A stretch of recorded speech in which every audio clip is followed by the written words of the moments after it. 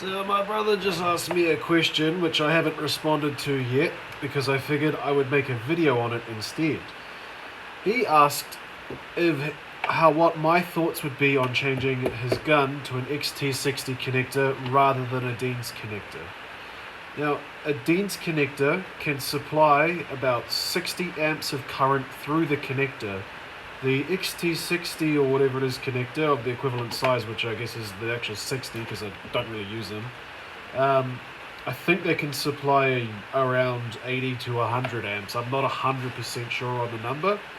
So he's asking if I think it would be a better idea to swap these out. For this gun in particular, the only way you'll really know is with one of these fancy dancy testers. But anyways, what you need to know is you need to have your battery, and you're going to turn your milliamp into an amp. So you basically divide it by 1,000, which means it's 1.5 times your C rating. That number on this battery comes out to be 45, which means the safe current I can draw from this battery is anything up to a 45 amp load in a burst. 15 amps, it'd be half of that if it was constant, like you're just pulling and pulling and pulling and pulling, but a burst would only be 45, which is more applicable to airsoft because you normally aren't mag dumping little kids. So yeah. So what you can do to tell if your gun requires such a connector is you put him onto this fella, and when he comes out, you just simply shoot it. Look at that.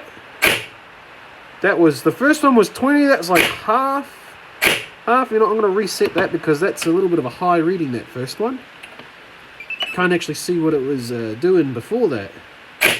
There you go, 12.9. Even lower, 13.1. 13.4. So this is pulling 13s-ish. You know, we'll try to flick it the other way. That's pulling 24 amps on average. So 24 amps is a lot less than 45, which means this battery is completely safe, even though this is not the battery he's using. The battery that he's using is even bigger, so it's even safer.